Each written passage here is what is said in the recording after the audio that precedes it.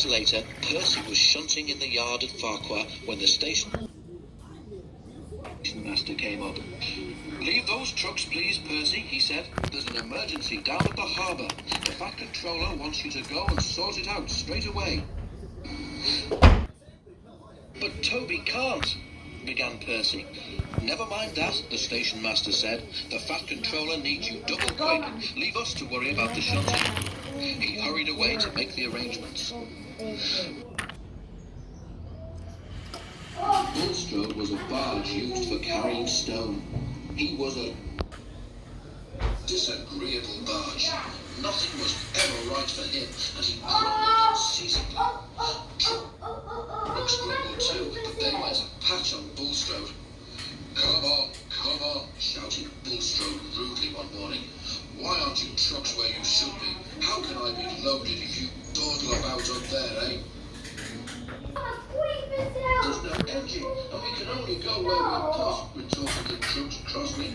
"You're in the wrong place, not us." They argued for some time, but it made no difference. Bullstode was in the wrong place, and he was not due to leave until the next day, but he wasn't going to let a little thing like that stop him complaining. When Percy arrived, Bullstode was sulking, and the trucks were annoyed with him. "Our stone is for Bullstode," they said. "Please put us into the siding so that we can load him up and be rid of him as soon as possible."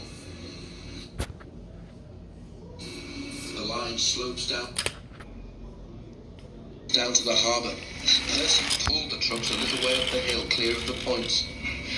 As he stopped, one of the truck's brakes slipped on. When Percy began to push, the truck started with a jerk and a coupling broke. 4 loose trucks, heavy with stone, gathered speed.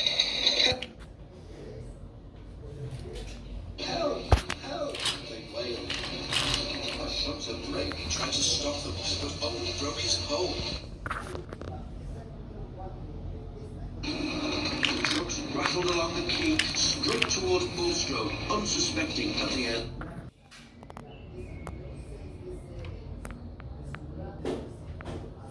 Bullstode heard a rattle and a shout or two, but he could see nothing.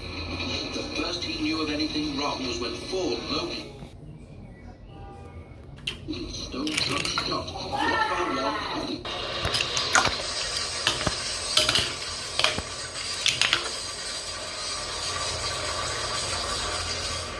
to bury themselves in his hold. "Oof!" he exclaimed. But anything else was lost in a gurgle as the trucks burst a hole in his hull and water began to pour in. Bullstode experienced an awful sinking feeling. "Save me," he spluttered. "I'm drowning." But Bullstode didn't drown. As chance would have it, the tide was out, so he did not go right under the water. The trucks were upset at losing some of their friends, but were very little bothered about Bullstode.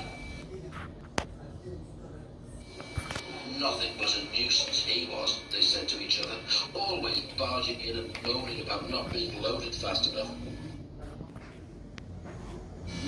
They sniggered. This time he got his load faster than he bargained for. Serves him right, if you ask us. Percy was kept busy for some time afterwards clearing up the mess. When the remains of the trucks had been lifted out of the water, he took them to the scrapyard while workmen rescued what stone they could. As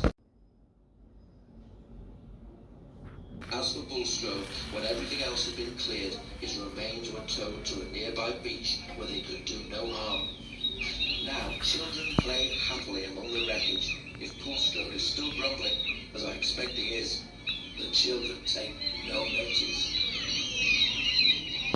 Hey, also, before the video, I want to say thank you for 2,000 subs. So yeah, as I will put the video tomorrow, because tomorrow I don't create. And also, like and subscribe if I want the video on the freaking cream and also that whole.